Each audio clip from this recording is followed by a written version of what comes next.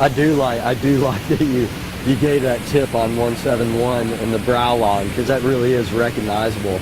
So that'll help in identification for sure. Yeah, fairly small female, and again, 171's the one closest to us. She's at bottom left corner of your view right now. Here she goes. Yep, just pouncing in the water there again, hoping that she'll land on a salmon, trap it against the bottom with her paws. And another one just near her that looks like another young adult female. I think we haven't really introduced this one to our audience this evening. This is another female that had cubs last year. This is number 284.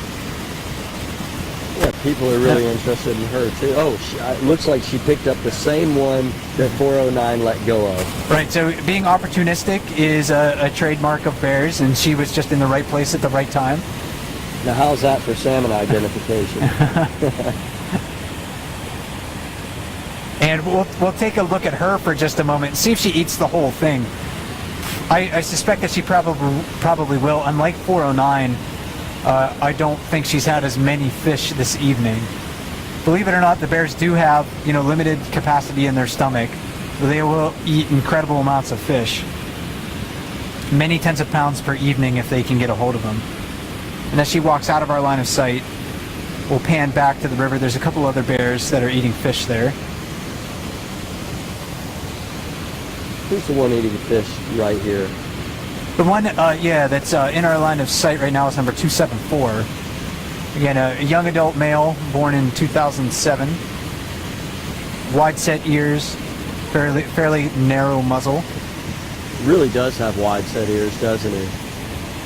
A little bit light on the tips right now. Of course, colorization is useful in the short term.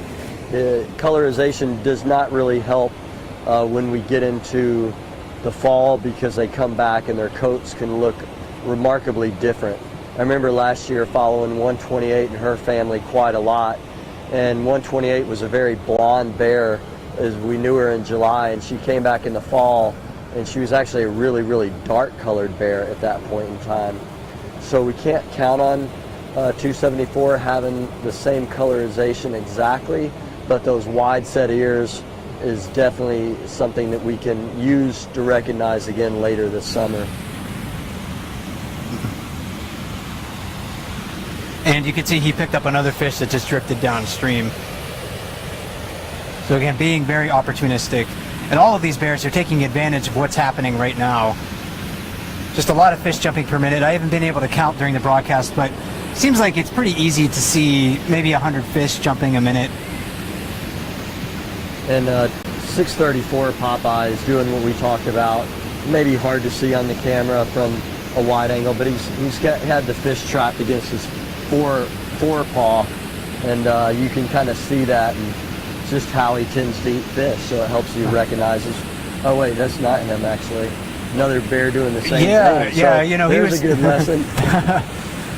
So yeah, you kind of have to use a variety of identification bits to tell them apart sometimes, because he was eating just like Popeye.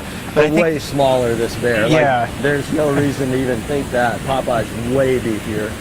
And this bear has very wide set ears. I think this might be the one tentatively identified as 801. Okay. Not 100% sure on that, but very wide set ears, very distinctive. Very few bears have ears that really sit on the sides of their head like that.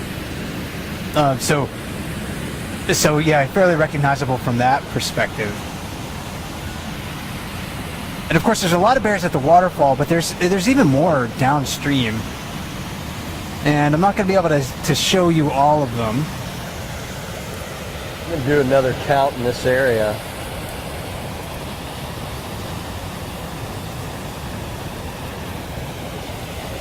But a lot of, running through the water, looking for salmon. They'll see salmon start to boil down there. Maybe they'll just catch a flash of silver in the water.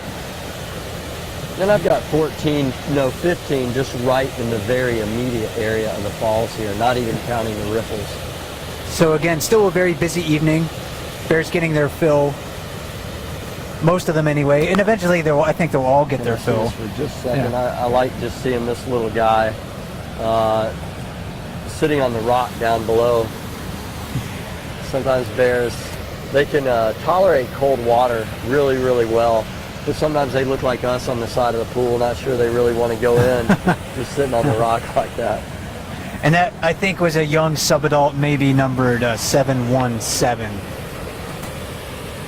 So just a fairly young bear. Still trying to find his place up here at Brooks Falls, hovering on the fringes looking for fish. And of course it's a different story with number 409 on the lip, caught another one. And it looks like this one she decided is worth eating. So maybe she has a little bit more room in her stomach now. When they're really hungry, they're going to put a lot of force into their bite. They're going to consume the fish at extremely high rates.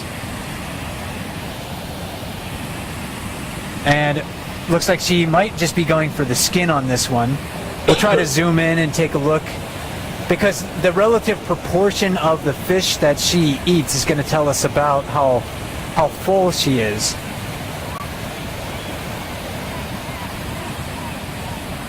And how many salmon, yeah, she's been eating. If salmon are plenteous and they're getting a lot of food, they're going to tend to eat the brain, the skin. They'll eat roe if it's there, but they'll eat the fattiest parts of the fish only and maximize the number of calories that they can get in. And that's already changing from a week ago. A week ago, when you saw a bear with a salmon, it was devouring it out of just sheer hunger. And now there's kind of in that transition time where some of them are getting a lot of fish already. And they're gorging on salmon, of course. They do get, at this time of the year, they do get sort of sated and full, and they'll have to go into the forest and, you know, take a break.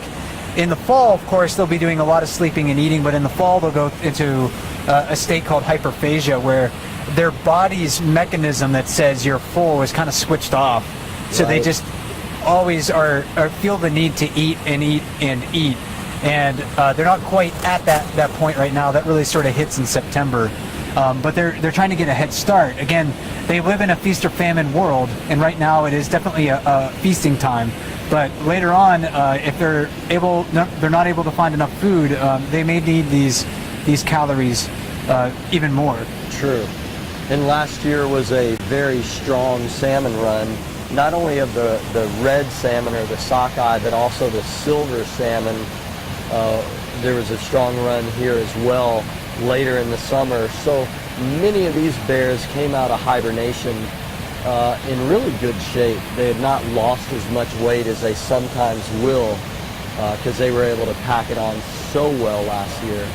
And I don't think, within my experience, I've ever seen the bears, the adult bears, on average as fat as they are For right this now. time of year. Yeah, for this time of the year. So they're looking very, very healthy. They sure are. Even the younger bears, I mean, so you'll see younger bears that kind of look skinny, but they have plenty of opportunity to gain weight before hibernation, and they need, of course, to catch less fish, or fewer fish, excuse me, because they're not nearly as big, so it's easier for them to start to gain weight. I'd say it's been a lot more productive tonight for fishing than last night was, without a doubt. Absolutely. We didn't see nearly this many fish jumping at the falls just a day ago. So again, we're in one of those pulses perhaps where there's just a lot coming up river right now.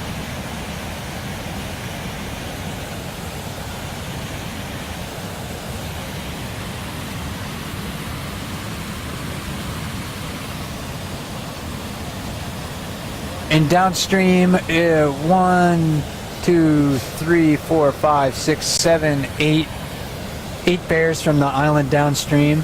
And I don't know if the camera's going to be able to see them all, but that's all of them that I can see within my line of sight. A lot of bears. And Brooks Falls, again, is such an important place for bears to fish at this time of the year, because it's really the first place where salmon are accessible to bears. There's going to be fish moving throughout the watershed and spreading throughout the watershed as the summer